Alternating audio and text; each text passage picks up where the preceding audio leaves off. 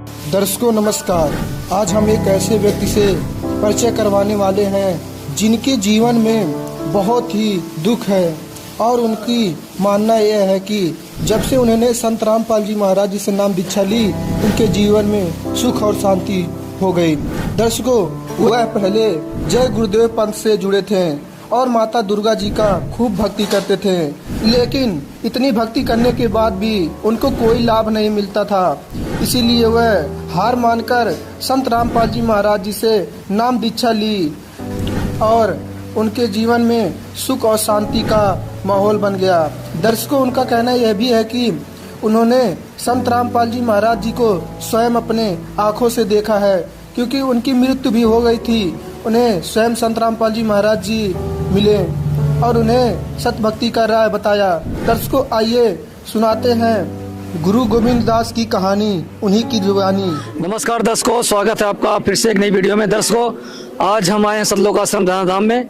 यहाँ पर कुछ संत रामपाल जी महाराज के अनुयायी हैं जो पहले जय गुरुदेव पंथ में जुड़े थे। आइए जानते हैं आखिर क्या अनुभव रहा, आखिर क्यों संत रामपाल जी महाराज के शरण में आए जय गुरुदेव पंथ को छोड़ के। चलिए इनसे बात करते हैं। नमस्कार सर। सर साहिब जी, क्या नाम है आपका? मेरा नाम है गुरु गोविंद दास। सर कहाँ से आए हैं? मैं जिला टीकमगढ़ का रहने वाला हूँ, MP मध्य प्रदेश। सर ये बताएंगे, संत रामपाल जी महाराज के शरण में आने से पहले आप किसकी भक्ति करते थे? जी, हम इसके पहले जय गुरुदेव से दीक्षा लिए हुए थे और उनकी भक्ति साधना कहते थे। उनकी भक्ति साधना कहते कहते हमको इतना दुख हो गया कि हम अंडे भी बेचते थे और हमारे वो गुरुजी कहते थे कि हम पूछते थे गुरुजी अंडे बेच सकते हैं क्या, तो वो कहते थे हाँ ये बेच सकते हो, ये तो फल के रूप में है। तो अंडे बेचते बेचते मैं इतना बीमार हो गया कि मेरे ये दोनों हाथ गल गए और मैं खाना भी नहीं खा पाता था अपने हाथों से। और मैं जाता था मथुरा तो गुरुजी से बोलता था कि गुरुजी अब क्या होगा हमारा, और हमारे तो हाथ गल गए हैं। तो गुरुजी कहते थे कि बेटा ठीक है, ये भक्ति करो और अगले जन्म में आपको लाभ मिलेगा। और ऐसा कहते कहते हम अंडे बेचते रहे और गुरुजी की भक्ति कहते रहे, तो हमारे सारे शरीर से मवाद निकलने लगा और हमारा कहीं समाधान नहीं हुआ। तो हम 2007 से 2011 तक जय गुरुदेव की भक्ति कहते रहे। हमने अपने यहाँ ही उनकी दीक्षा ली थी, हमारे गांव में उनका कैंप लगा था। और फिर ऐसे कहते कहते हम खाट पे रह गए, तो हमारे घर वाले बोलते हैं भाई ये किसकी भक्ति कर रहे हैं, ये भक्ति छोड़ दो। और ये भक्ति हमने कहा हम नहीं छोड़ेंगे, हम तो गुरुजी से जुड़े हैं। तो सब जगह दिखाया लेकिन हम कहीं सही नहीं हुए। फिर हम एक दिन सोचा कि कुछ समझ में नहीं आता, ठीक नहीं हो रहे हैं, तो चलो जहर खा के मर जाएं। तो हम अपने घर से बाहर निकल आए, एक जहर की पुड़िया साथ में लेके आ गए और हमने गिलास में घोला जहर और हमने पी लिया। उसको डाई बोलते हैं, बालों में लगाने वाली। भगत जी हमने पी ली, मैं था क्या नहीं कहता, हमने डाई पी ली। तो अचानक से हम झांसी रेलवे स्टेशन आता है हमारे गांव के पास में, तो झांसी रेलवे स्टेशन पे हमें कोई आया उठाने, बोले उठो भैया कहाँ के हो तुम। तो हमें होश नहीं था, सफेद कपड़े में था वो, जो भी हो भगवान जाने। तो हमने कहा हमें तो पता नहीं हम कहाँ के हैं, लेकिन हमने डाई पी ली। और हमारी जेब में हमारा आधार कार्ड था। तो उन्होंने हमारे घर पे फोन किया कि भैया ये कौन है आपका, वो इसने जहर खा लिया, इसको ले जाओ। तो हमारे घर पे फोन किया तो हमारे भैया वगैरह थे, तो वो हमको लेके मतलब वो हमको लेने आ गए। बोले कि ये बीमार है इसीलिए इसने डाई पी ली। और ऐसे कहते कहते हमको पता चला, हम ठीक तो हो नहीं रहे थे, अस्पतालों में गए, हमने सब जगह दिखाया। हम कर्नाटक इलाज के लिए गए, कर्नाटक जाते थे अपने गांव से, टीकमगढ़ से, MP से। पैसा नहीं रहता था तो मोहल्लों वालों से मांग के जाते थे कि भाई हमें पैसे दे दो, इलाज के लिए जाना है। वहाँ कोई एक असलम बाबा थे, तो उन्होंने कह दिया, हम कर्नाटक गए तो उन्होंने कह दिया भाई हम तुम्हें ठीक नहीं कह सकते। हम वहाँ से रोते रोते चले आ रहे थे। तो रास्ते में हमें इधर से आ रहे थे भोपाल के रास्ते से, तो हमें कोई भगत मिले संत रामपाल जी महाराज जी के। और हमारी हालत को देख के हमारे घर वालों से बोले भाई ये कौन है आपका। तो हमारे भैया ने बोला कि ये हमारा छोटा भाई है और बहुत बीमार है ये। तो उन्होंने हमको, हमारे भाई को ज्ञान गंगा पुस्तक दी। तो हम तो अनपढ़ थे, हम पढ़ना नहीं जानते हैं भगत जी। तो हमारे भैया बोले वो तो पढ़ना नहीं जानता है। तो वो भगत जी बोले कोई बात नहीं, नहीं जानता है तो पुस्तक तो आप रख लो, ये ये बात है भगत जी 2011 की। वो पुस्तक हमारे घर पे आई, हम लोग घर आ गए तो हमारे भैया बोले क्या करेंगे, पुस्तक को रख दो। पुस्तक हमने रख दी तो हम भगत जी अंडे बेचते थे पहले अपने गांव में, तो हमें तो वही आदत थी, बीमार थे फिर भी अंडे बेचते थे। तो हम अंडे बेचने के लिए तैयारी लगा रहे थे, तो इतने में एक हमारा परिवार का आ गया, बोले चाचा ऐसा करो कि हम आपको पुस्तक पढ़ के बता रहे हैं। तो उसमें पुस्तक में जब उन्होंने बताया कि जो आप जीव हत्या कर रहे हो इसका परिणाम आपको भोगना पड़ेगा, और वो जय गुरुदेव वाले कहते थे कि आप अंडे बेचो तो कुछ नहीं है, ये तो मशीन से बनते हैं अंडे। तो हमने वो पुस्तक देखी, हमारे भैया ने पढ़ाई, 1-2 दिन हम अनपढ़ थे, उन्होंने सुनाई, तो हमने कहा संत रामपाल जी महाराज के पास हम कैसे पहुंचे। जब ही हमारे भाग सही थे तो हमारे गांव से एक भगत दीक्षा लेके आए थे, उनका नाम है मुंडालाल डॉक्टर भगत जी। तो वो बोले कि भगत जी हम आपको लेके चलेंगे। हम जैसे कहते पैसे उधार लेके किसी से आए और हम आश्रम पे आ गए। जब गुरुजी का आश्रम था वो बरवाला आश्रम था और हम जिंद पे उतरते थे। तो जैसे हम गुरुजी के पास आए तो हमें पता नहीं था कि यहाँ इतनी बड़ी शक्ति है। हम आके बैठ गए, रोने लगे कि अब एक आफत आ गई, हम यहाँ आ गए, अब यहाँ से घर कैसे जाएंगे। तो हम आश्रम में रोने लगे तो एक भगत जी आए, बोले भगत जी क्यों रो रहे हो। तो उन्होंने हमें देखा है ऐसी कंडीशन में कि ये तो बहुत बड़ा कोई बीमारी है इसको। तो बोला भगत जी आप नहा सकते हो तो नहा लो। हमने कहा भगत जी नहाएंगे तो हम नहीं, हमको बीमारी है और हमारे साथ शरीर से भगत जी मवाद भी आता था। तो भगत जी बोले ऐसा करो कि आप हाथ मुंह धो लो, आप दीक्षा ले लो। तो हमने कहा दीक्षा ले ले। हमने की वही दीक्षा होगी जैसी वहां ली थी हमने। तो उन्होंने माइक पे बोल दिए थे मंत्र, 5 मंत्र थे, जय गुरुदेव ने मंत्र बोले थे, तो हमने की वैसी होगी दीक्षा। क्या क्या मंत्र बोलते थे? तो भगत जी मंत्र 5 मंत्र दिए थे उनमें, और ओम भी था और उसमें सोहम भी था भगत जी मंत्र, और भी मंत्र थे और भूल गए, हमें पूरी तरीके से याद नहीं है। 5 मंत्र दिए थे उन्होंने।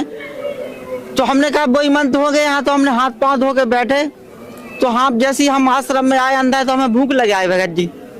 तो हम खाना खाने गए तो हमारे साथ में भगत जी थे। तो बोले भगत जी आप जो भी कहो खाना खा लो, फिर इसके बाद में दीक्षा लेना। हम भगत जी खाना खाने के लिए बैठे, हमने 3 दिन से खाना नहीं खाया था भगत जी। और यहाँ आश्रम में आते ही हमने खूब खाना खाया भगत जी। हमें पता नहीं कितनी रोटी खा गए हम यहाँ पर, और बहुत अच्छा खाना लगा। हमने खाना जब पेट में गया तो हमें लगा भगत जी हम थोड़े से ठीक हो गए। तो हमें गुरुजी ने दीक्षा दी। अब दीक्षा देने के बाद हम लोग बोले कि चलो हमको घर चलना है, हमको अच्छा नहीं लग रहा है। तो हमारे साथ भगत जी थे, बोले नहीं अभी गुरुजी से आशीर्वाद लेना है, अभी घर नहीं जाना है। तो हम नहीं जानते थे आशीर्वाद क्या होता है। तो हम गुरुजी के पास पहुंचे, लाइन में लगे थे। तो गुरुजी आए, ऐसा आशीर्वाद देते जा रहे थे सबको हाथ से। जब हमारा नंबर आया तो गुरुजी ने हमें आशीर्वाद दिया तो हम नीचे गिर गए, हमें कोई पता नहीं। गुरुजी निकल गए, फिर गुरुजी लौट के आए। भगत जी ने बताया हमें कि गुरुजी ने कहा है कि इसको बिस्तर पे बैठा दो, वो ये होश में आ जाए तो उसको फिर से ले आना। तो हम कुछ समय बाद होश में आए भगत जी। तो हमने पूछा हम तो लाइन में लगे थे, यहाँ कैसे आ गए। तो भगत बोले हमारे यहाँ के आप लाइन में लगे थे और गुरुजी ने आशीर्वाद दिया तो और आप बेहोश हो गए थे भगत जी। तो हमें बहुत रोना आया कि गुरुजी ने आशीर्वाद दिया और हमने देख नहीं पाया। हम फिर से लाइन में गए भगत जी। तो गुरुजी हंसते हंसते आए, बोले बेटे चिंता मत कर, अब तू सही जगह पे आ गया है और जाके मतलब अपना भजन भक्ति करो और नाम दीक्षा लो। हम भगत जी अपने घर पे चले गए। हमें तो वही अंडे बेचने की आदत थी, हम अंडे बेचते थे। हम ऐसी जाति से हैं कि हमारे यहाँ वही काम होता था अंडे मांस मछली का। और हमारे एमपी में हम हरिजन वर्ग से हैं, हम खटीक जाति बोलते हैं। तो हम अंडे बेचते, अंडे की दुकान पे पहुंच गए भगत जी बेचने के लिए। तो उस टाइम पे अंडा 1.5 रुपए का आता था, वो 5 रुपए का बिकता था। तो हमने अंडा बेचा तो वो यहाँ से गए अंडे ही बेचने लगे हम, और सो गए रात में अंडे बेच के। खाते नहीं थे, बेचते थे। तो गुरुजी आए भगत जी रात में इस दास के पास, 4 पहिया का ठेला लेके आए जिसपे ये केला से फल फ्रूट बेचते हैं अपन, वो ठेला लेके आए गुरुजी। रात में आए गुरुजी तो हम सो रहे थे।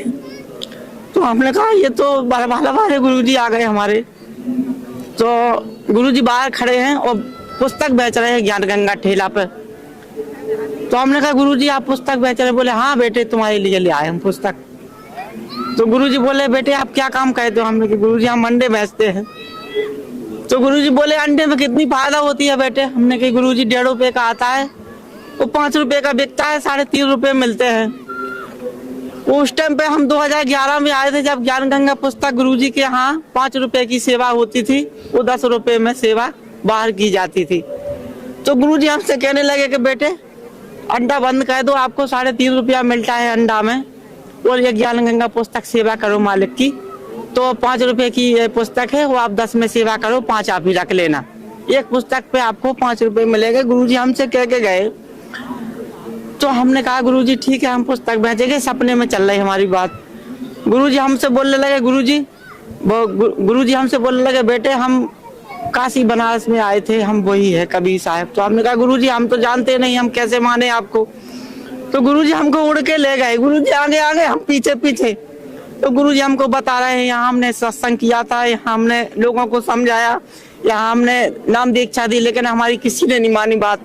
आज सारे बच्चे दुखी हैं, वो जिन्होंने हमारी बात नहीं मानी वो आज दुखी है। गुरुजी हमसे कहने लगे और बेटे तुम ये नाम दीक्षा करो और पुस्तक बेचो। तो हम भगत जी जैसे हमारी नींद खुली तो हमारे होश उड़ गए कि हमको पता ही नहीं था कि गुरुजी में इतनी शक्ति होती है कि हमारे घर पे भी आ सकते हैं, इस गरीबदास के घर पे भी आ सकते हैं गुरुजी। तो हमने कहा हम अंडे बेचते हैं, तो ये तो बात सही है, 3.5 रुपए फायदा मिलता है। हमें को पता नहीं था कि ज्ञान गंगा पुस्तक 5 रुपए की मिलती है। हम तो पहली बार आश्रम पे आए थे, हम तत्काल घर से आए, हम 100 पुस्तक लेके गए यहाँ से भगत जी। उस टाइम पे पुस्तक हमें 5 रुपए की मिली और 10 रुपए की पुस्तक हमने वो सेवा घर पे की। तो वो 5 जो हमने 100 पुस्तक लेके गए, हमारी ज्यादा औकात नहीं थी, बीमार थे हम। वो 100 पुस्तक हमारी जाते ही घर पहुंचते पहुंचते ही हमारी सेवा हो गई भगत जी। वो पुस्तक सेवा हो गई, हम फिर भी घर चले गए। हमने कहा अब घर चलो, लौट के नहीं जा रहे हैं, अब अभी तो आए हैं। वो हम भगत जी घर पे गए, हम ठीक हो गए। वो हमारे पास गुरुजी ने बताया था बेटे जोत जलाना। तो हम बहुत ही गरीब स्थिति में, हमारे पास घी नहीं था जोत जलाने के लिए, हम पता नहीं था कि जोत क्या चीज होती है और ये घी से जलाई जाती है। हम तो दिया जलाना जानते थे तेल का। तो हम तो चिंता में थे कि गुरुजी ये घी की जोत हम कैसे जलाएंगे मालिक, ये तो हम जला ही नहीं सकते हैं। तो धीरे धीरे हमारा ऐसा बिजनेस बना भगत जी, ऐसा बिजनेस बना के हम क्या बताएं परमात्मा की दया से, ये हमारे जो हाथ पांव थे बिना अस्पताल बिना डॉक्टर को दिखाए हमारे चलने लगे। हम पानी नहीं डाल पाते थे सर पे, ऐसे नहीं खुलते थे हमारे। ये कोई कहता था आपको लकवा है, कोई कहता था आपको बहुत बड़ी बीमारी है, आप दूर हो जाओ। हमारे पास से लोग थूक के निकल जाते थे और हम रोते रहते थे कि बताओ हमें ये बीमारी दी है भगवान ने, हम पता नहीं क्या करें। तो जब हम दीक्षा लेके गए तो हमारे यहाँ हाथ पाँव अपने आप चलने लगे तो हमारा ऐसा व्यवसाय चला। हमने फल फ्रूट का धंधा चालू किया भगत जी, अंडे छोड़ के। वो पुस्तक जब हम फल फ्रूट बेचने जाते थे तो उसमें ज्ञान गंगा पुस्तक रख लेते थे कि वो भी बेचते थे और पुस्तक भी देते थे। हमारा भगत जी एक दिन में 4-5 हजार रुपए का फल फ्रूट बिकने लगा। वो हम धीरे धीरे मालिक की दया से ठीक होते गए। आज मालिक की दया से दास के ऊपर गुरुजी की इतनी दया है कि मेरे से कोई शादी नहीं कहता था, मेरी शादी हो गई, बोलते थे इससे कौन शादी करेगा विकलांग आदमी से।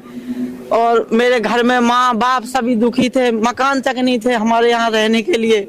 हमारे भगवान की ऐसी कृपा हुई कि मकान बन गए और दुकानदारी चलने लगी मालिक की दया से। आज हम कोई दवाई नहीं खाते हैं। 2011 में हमने गुरुजी से नामदान लिया था, दीक्षा ली थी। हम नहीं जानते थे कि दीक्षा में इतनी ताकत होती है, हम तो वही जानते थे कि दीक्षा वही होती है जो जय गुरुदेव देते हैं और भी पंडित जी देते हैं गांव के। तो हम नहीं जानते थे। जैसे जैसे हमने जाप किया तो गुरुजी की हमारे ऊपर इतनी आशीर्वाद हुआ, इतनी कृपा हुई कि हम दवाई 2011 से हमने भगत जी कोई दवाई नहीं खाई है। आज मालिक की दया से शहर में है, हमारी भगतमती भी शहर में है गुरुजी की दया से, और ये दास भी मालिक की शहर में है और मालिक की शहर में जब तक जिंदा है रहेंगे। और सर ये बताइए जो लोग अभी भी जय गुरुदेव पंथ में जुड़े हैं उनको क्या कहना चाहेंगे? क्या वो भगत जी हमारे भाई बहन जो जुड़े हैं वो अंधविश्वास में जुड़े हैं, वो क्या करें, वो कहते हैं कि भगत जी नहीं ये सही है मंत्र, तो वो कर रहे हैं, उनको पता नहीं है कि कितना खतरा। हम जय गुरुदेव में ही जुड़े थे भगत जी, वो जय गुरुदेव वाले हमसे कहते थे कि हम अंडा बेचो, ये तो मशीन से बनता है। हमको नहीं पता था, हम अनपढ़ आदमी, हम अंडे बेचते रहे भगत जी। हम 4 साल जुड़े रहे भगत जी जय गुरुदेव से। 2007 में हमने दीक्षा ली थी उन्होंने, जय गुरुदेव जी से। और उनकी भक्ति कहते कहते एक दिन ऐसा आ गया कि हम डाई खा ली, हमने डाई पी ली भगत जी। और जब हमने डाई पी भगत जी तो हम यहाँ पर आपको बताना भूल गए, जब हम बिना दवाई के ठीक हो गए डाई पिए, जब हम यहाँ पर आए तो हमें पता चला कि जो हमें वहाँ पर जो उठा के ले आए झांसी से, उन्होंने बताया, घर पे फोन किया, वो संत रामपाल जी भगवान ही है। हम नहीं जानते थे कि ये कौन है, इसी कपड़े में ऐसी चमकदार, हम तो देख रहे थे, बेहोशी हालत में थे। तो हमने कहा ये कोई बड़े आदमी है, पैसे वाले लोग होंगे, कोई हमको बचा रहे होंगे कि भाई ये मर जाएगा यहाँ। जब हम यहाँ आश्रम में आए तो हमें पता चला कि ये तो गुरुजी थे, गए थे हमको बचाने के लिए। उन्हीं ने घर पे फोन किया, घर से हमारी गाड़ी आई, हम घर पे पहुंचे। तो भगत जी जो जय गुरुदेव पंथ में हैं, उनसे हमारी हाथ जोड़ के प्रार्थना है कि एक बार संत रामपाल जी महाराज की शरण में आए, आश्रम पे आए, पता करें, उनके भक्तों से जानकारी करें और भक्ति क्या है, सच्ची भक्ति जाने। रोटी तो हर कोई खा लेता है, कपड़े हर कोई पहन लेता है, लेकिन मोक्ष किसी के बस की नहीं है संसार में, ठीक ही नहीं कह सकते हैं। और साधु संत तो मोक्ष कहाँ से देंगे? जब ठीक होगा कोई भगत, जब तो उसका मोक्ष होगा भगत जी। जब तक वो बीमार रहेगा उसका मोक्ष हो ही नहीं सकता है संसार में। और ठीक बिना भगवान के कोई कह नहीं सकता, बिना संत रामपाल जी महाराज के कोई ठीक नहीं कह सकता है भगत जी। हम जगह जगह जाके भटके, हम बहुत साधना कहते थे देवी दुर्गा की, हम 9 दिन उपासे रहते थे, 9 दिन व्यस्त कहते थे और रात में जुआ खेलते थे भगत जी। जब रात हो जाती थी तो जुआ खेलने लगते थे। क्यों? वो कहते थे गांव वाले कि रात भर जगना है, सोना नहीं है यहाँ पर। 12 बजे रात के जाते थे माता के दरबार में हम लोग, लेकिन हमको कोई लाभ नहीं हुआ भगत जी। हम बीमार होते गए। 2011 में जब हम परमात्मा की शरण में आए, हमें भगत जी ने बताया आज हमारी जिंदगी ऐसी है। कोई लोग देखते हैं तो बोलते हैं ये वही है जो बीमार था पहले। तो हमारे गांव वाले कहते हैं हाँ ये वही है। हमसे पूछते हैं भाई आप कैसे सही हुए? तो हम कहते हैं हम संत रामपाल जी महाराज की शरण में जाके ठीक हुए हैं। तो ऐसे हमारे गांव से भी काफी भगत आज की स्थिति में हमारे यहाँ भी 100 के आसपास भगत है हमारे गांव में ही। परमात्मा की इतनी हमारे गांव पे दया हुई है। और भगत जी जो लोग अभी संत रामपाल जी महाराज से जुड़ना चाहते हैं वो कैसे नाम ले सकते हैं? भगत जी ये दास की प्रार्थना है, जो भी संत रामपाल जी महाराज जी से जुड़ना चाहते हैं, और वो साधना चैनल पे हमारे गुरुजी का सत्संग आता है, हमारे एमपी में साधना चैनल पे आता है और अनेकों चैनल पे आता है। हमारे गुरुजी के यूट्यूब पे भी सत्संग आते हैं संत रामपाल जी करके। और सत्संग जब आता है तो पीली पट्टी चलती है, उस पर हमारे गुरुजी के नंबर रहते हैं। उन नंबर की नंबर फोन लगाएं, उन फोन से अपनी जानकारी लें और यहाँ का पता लें और यहाँ से निःशुल्क दीक्षा लें और पता ले। मान लो गुरुजी निःशुल्क नाम दीक्षा देते हैं। बहुत बहुत धन्यवाद। साथ